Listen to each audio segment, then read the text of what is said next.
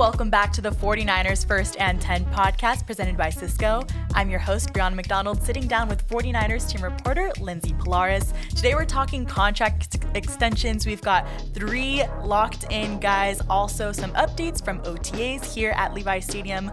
Lindsay, I want to know your first reaction when you saw quarterback Brock Purdy, linebacker Fred Warner, and tight end George Kittle all locked in for quite a long time here in San Francisco. Faithful, I think you got exactly what you wanted. That was my first thought, right? It's like Christmas. Exactly, but it's not even July, so that doesn't even work here. 3 major contract extensions. George Kittle here through the 2029 season, Brock Purdy through 2030, Fred Warner through 2029. Again, a big congratulations to the fan base, because I know that there's been so many social media comments on posts and everything about just the excitement of having the stability of these now 3 veterans here for many, many years to come. And again, vocal leaders in the locker room, and also just tremendous accolades from all 3 on the field. So I think, it's nice to just have that done very early in the offseason. I think when you talk about Fred Warner and George Kittle, if everything goes well in the way everyone wants it to be, you're going to have 2 players that make that 49ers 10-year wall. George Kittle drafted in 2017, so he'll hit his 10th season in 2027. And then Fred Warner drafted 1 year later in 2018. He'll hit that 10-year mark in 2028. It would be awesome to see their faces on that 10-year wall in the hallways. They're such staples here in the Bay and for the fan base and for all of the team here. That would be just amazing honors for each of them, and they are very soon to come. We shall see. But let's give each player some love. Let's start in chronological order with tight end George Kittle, locked in for 4 years through the 2029 season. I think the fans know he just has such a unique personality, and you see it in the media, and that's exactly what he's like out on the field. Lindsay, what is he like in person, and how much of a star is he every single day you see him? You're going to get 150% energy with George Kittle at any moment of the day, whether it's on the field, off the field. And I do think that is an infectious energy, and especially when you're coming off of a season that we all know it didn't go as planned, not how anyone would have liked. But really, I think George Kittle sets the tone for the excitement that this team is trying to have coming into this very early part of the offseason workout programs to get everybody amped for what's to come. So can't say enough about George Kittle. Obviously, his just performance on the field is really unmatched. He's a tight end that can literally do anything that you want. He can catch passes. He's one of the best run blockers. Like, he is your 6th offensive lineman. And he's, there's nothing really more you could ask of George Kittle. I believe coming off of, was it an 11 touchdown season? Mm-hmm. So again, he continues to just elevate his game, and I think obviously given a 4-year extension, you're going to see a lot more of that to come. Yeah, exactly. Not only does he have a unique personality, which we all know and love, but he's such a unique football player. Kyle Shanahan said he's a Hall of Fame pass catcher and Hall of Fame blocker. It's really cool digging into his roots and seeing how he was coached up back in Iowa and with his dad. He said when he was younger, he always wanted to be an offensive lineman. All the kids running around on the football field, they want to be the quarterback, they want to be the receiver, but he saw offensive line as that star power out on the field. And so when your tight end's roots are in run blocking, it just goes to show how amazing he is out on the field. So very unique player. We give major props to George. We're excited to see what he does this year. Now moving on, shortly after, we've got Brock Purdy, our QB1, locked in. Talk about what a crazy moment that is for a franchise. I do believe I said this in a podcast earlier in the offseason. There is a Brock Purdy movie that is being written as we speak, right? One of the best stories in the NFL, pick 262, 7th round of the 2022 NFL draft, signs a 5-year extension. He is now a franchise quarterback for the San Francisco 49ers. I don't really think it gets better than this. And how cool is it to hear franchise quarterback Brock Purdy? And I think one thing is interesting. I was not here when Brock Purdy was drafted because I came a couple months after. But tell us about what that moment was like for this franchise, because again, this was at a time where there was another quarterback in place. Yeah, exactly. It was so interesting because, working behind the scenes of a draft, it's really cool to see all the players that come in, all the media members behind the scenes. We've got these whiteboards up on the wall, especially when it comes to the first round. We didn't have a first round pick, I think, that draft class, but we're saying, okay, who do we think is getting projected? We're doing what all the media members do in the national news and trying to draw names in colleges to different teams. But when we get all the way down to the final round of the draft, not only, I'm sure, is the GM exhausted looking at all these players, but so are the staff members here on the media team, because we're out here making articles and interviewing each guy that comes in. And so when you get down to number 262, literally Mr. Irrelevant. Final pick of that draft. We're like, okay, let's see where this goes. It's going to be, oh yeah, maybe we'll see him for OTAs. Maybe we'll see him around for training camp, but who knows? Usually they don't stick around. So us in the back end, we're like, let's get someone with like a really cool name, someone with a really cool backstory. But I do love a catchy name. That's funny. And so we're like, how can we market this guy on the media team? And then when it says quarterback Brock Purdy, we're like, a quarterback? Interesting. Okay, let's see where this goes. Little did we know that he'd become QB1. And so it's really cool to see his story and his progression. Lindsay, you've covered him, though, ever since he came in as starter. What's it been like to see him develop as a quarterback, but also a leader of this team? Yeah, I think we saw, obviously I don't get to stay out there for all of practices, right? But I think the first signs of greatness that, you see at training camp, that things are going well for Brock. Then you see him in a preseason game and he's very talented. It's just obviously when you're sitting behind two quarterbacks, it's about when and, if at some times, if you're going to get that opportunity. That opportunity came week 13 of his rookie season. And truly, it was so seamless. It really is a story that is made for a movie. And then you see him get his first career start in week 14 against the Tampa Bay Buccaneers, against no other than the GOAT, I would say, Tom Brady, able to get a win there. And then it just kind of never really stopped, right? His rookie year takes this team to an NFC Championship game, the following year to a Super Bowl. It's just only gone up for Brock Purdy, and he owns so many franchise records for passing yards, and I think it's a completion percentage as well, and then he's got some league records as well. So I'm so excited for the story that it continues to be written about Brock Purdy. He has only gotten better, and way too early in OTAs to say anything, but really it looks like he hasn't skipped a beat, and I wouldn't expect him to. Yeah, and it's so refreshing for this team especially. The Niners know quarterback uncertainty here and there. There's been a lot of downtimes with not knowing who exactly is the leader of this offense. Even when Brock Purdy was here and he had that injury after the NFC Championship, we've gone through a lot of ups and downs as a 49ers family here on the offense. Just how cool is it to be going into this season locked in with a QB1, knowing that he's ready to take the charge and keep going? He talked a little bit about it in his press conference, saying how last offseason it was really cool just to get a full, real offseason, and then just adding on top of that, calling him QB1, having the whole team supporting him.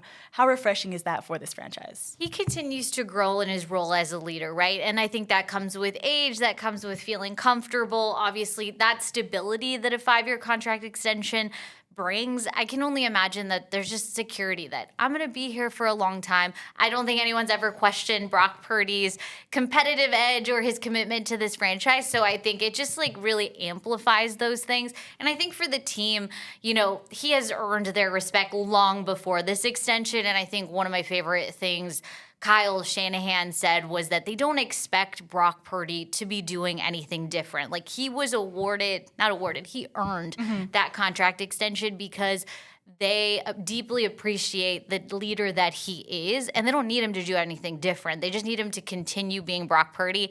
And, another thing that Shanahan said was that he has handled himself in the most professional way and continued to be the same Brock that was in contract negotiations, out of contract negotiations before this was even in the picture. And again, that's what they want from him because he's done all the right things, and really it's just about continuing to do those right things.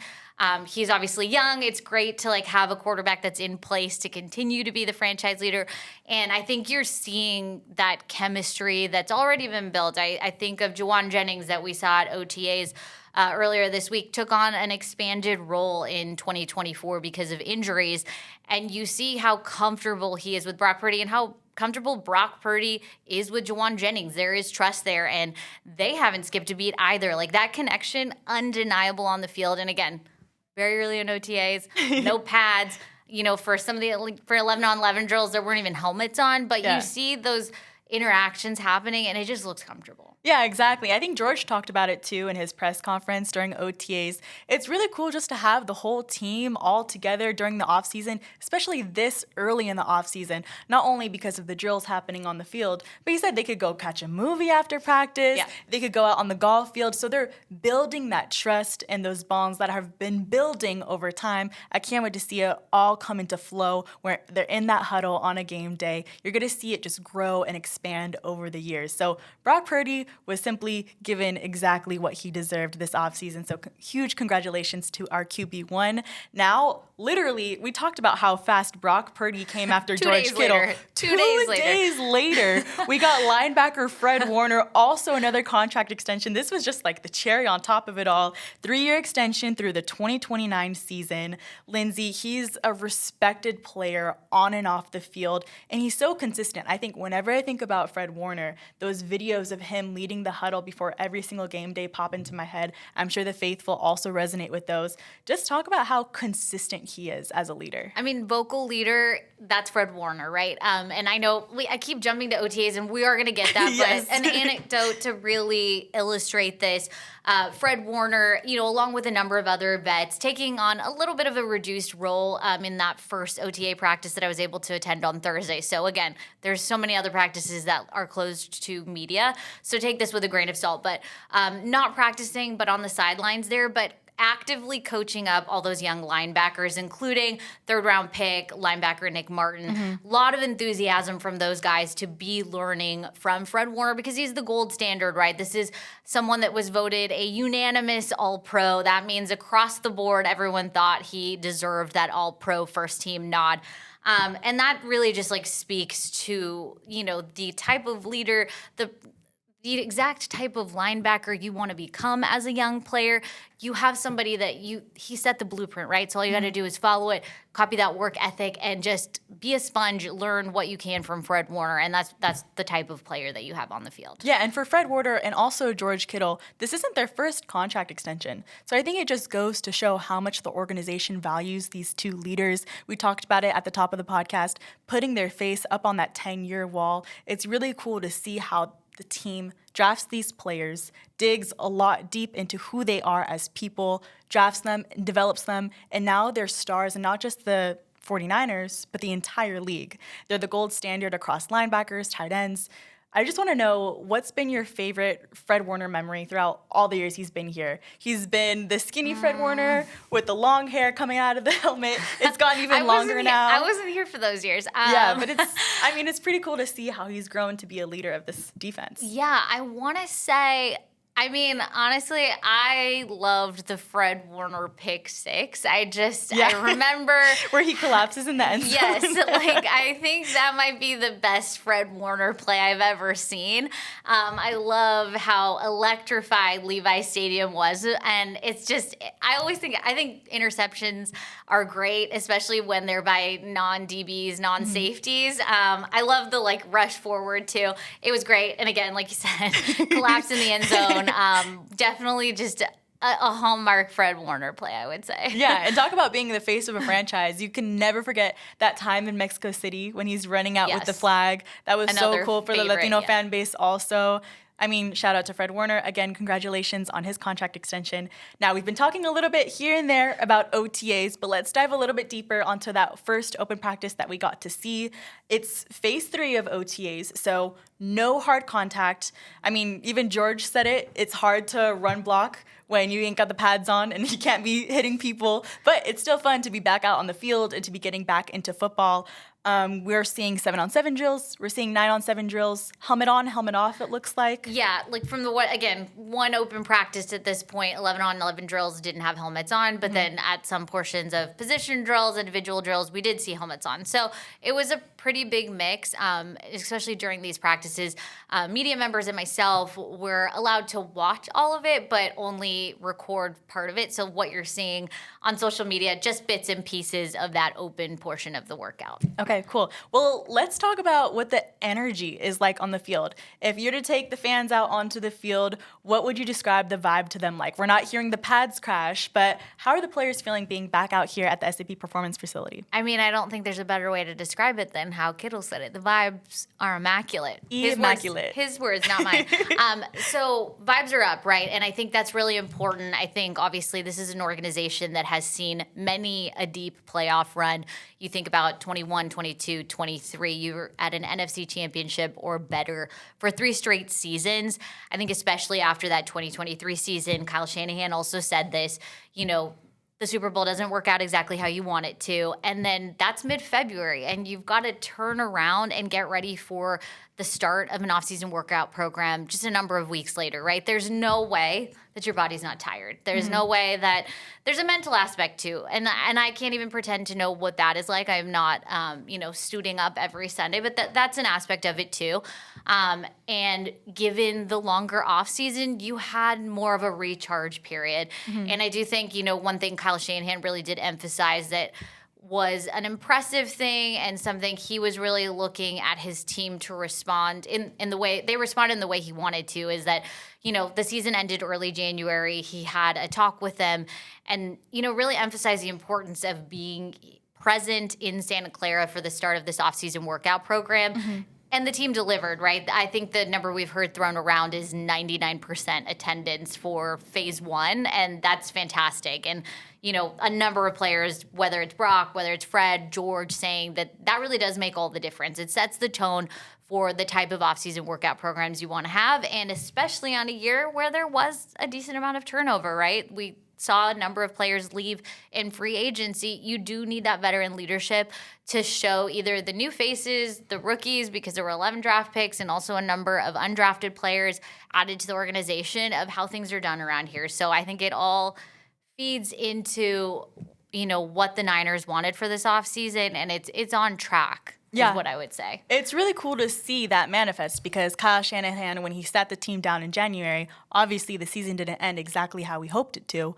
But when he saw that he shared with the team that he wants them to be back in the building for the early off season because there's going to be, like you said, a lot of turnover, a lot of new rookies in the mix now, and he wants those leaders to show up and show how to set the tone for all the new guys. Not everyone on this roster has been through a lot of what Fred Warner, George Kittle have been through, those hard seasons, and they know what an off season takes to go and do a Super Bowl run. So it's really cool to see that standard reset. But also what's really cool is that when he saw everyone back in the building during phase 1 of OTAs, he said, okay, I knew I got the right guys. He's been knowing that he's had the right guys, but he's really cool. It's really cool to see those leaders show up and show out for the first OTA sessions. Now, we've got defensive coordinator Robert Saleh, offensive coordinator Clay Kubiak, special teams coordinator Brant Boyer, all in the scene. So it's cool to see those new coaches back in action. What injuries should we keep an eye on as OTAs are going on? Yeah, just a few to note here. Safety Jair Brown did have an ankle procedure, is not expected to be ready to be back in action until training camp. And not the same type of injury. Ricky Pearsall also tweaked his hamstring, according to Kyle Shanahan. He's expected to be healthy in time for minicamp, which is next week, so that's coming up pretty fast. But given just where they are in the offseason workout programs, I would not expect him to, and he said as well, don't expect him to really be out there. We're just too close to the end of everything. Another rookie injury, Marquise Siegel, he will be dealing with something until training camp, they expect as well. And Alfred Collins, which was a 49ers second-round pick, has a calf injury. He's week to week right now. So those are the ones to keep an eye out on. Awesome. Okay. Thanks for the updates there. Also cool to see that we got around that number was thrown around 99% attendance. So a lot of faces back in the building. What are some of the best takeaways you took from that open practice? It was a short amount of time, but what really stood out to you? Well, I think if you're looking for Christian McCaffrey updates, I do have one. CMC looks like 2023 CMC, which I think should be welcome news by a lot of people. Speed, the burst, it's all there. It just looks as if, he's really healthy. we heard that echoed by Shanahan as well. Healthy as can be was the direct quote. So I think a really, really happy thing to know this early in the offseason. I think that was the expectation. So right on track with CMC, especially after just dealing with a number of Achilles and knee injuries in 2024. I know that is a big relief for him and also the organization as a whole and the offense. I think another thing, first time we saw our new specialist trio out in action. Thomas Morstead was signed on Wednesday. That open practice was on Thursday. So we saw him, John Weeks, Jake Moody, all practicing to the side together. It's a completely new operation. So I imagine they are just getting well acquainted with each other. I mentioned this earlier, Brock Purdy, Juwan Jennings looking like they're in mid-season form. I think wide receiver Jordan Watkins is someone to highlight as well. I was really watching him during just quarterback and receiver drills. Again, no defenses out there with them at this point. But he looks fast. He was under a 4.4 40, and you see that speed on the field. He looks pretty fluid for this early in the offseason. I think that is something of note. I think those are my big ones. Awesome. And I think, Michael Williams, I know we've seen a number of clips of him on social media. A lot of explosiveness. I know that is going to make all of the D-line enthusiasts very happy. So I think things are progressing really well. Again, we are so early in the offseason. Please don't make any big predictions off this, but I do think they are positive updates. Yeah, it's just a taste of football, but it's awesome as we inch closer and closer to the preseason and training camp. But Lindsay, thank you so much for sharing your takeaways from that first open practice. Also, for our next episode, we're going to be covering mandatory minicamp. So the difference between OTAs and then mandatory minicamp is that there's not that much of a difference. It's just that mandatory minicamp is now mandatory. So a lot of the other players will be in the building. Yes, everyone should be in the building. Yep. But Lindsay, thank you so much for sharing with OTA updates and also going over our contract extensions. We've talked a lot about it on this podcast, but if you want to see all of it in action, head over to our 49ers social media pages and our 49ers YouTube page. You get to see little clips and highlights from practices and OTAs. We also get really cool hype videos for Fred, George, and Brock. So go check out all of the content on all of our pages there. Head over to 49ers.com for any practice updates. Also, subscribe to First and 10 on Spotify, Apple Podcasts, and YouTube for any more updates from us. And we'll see you next time. Bye, guys.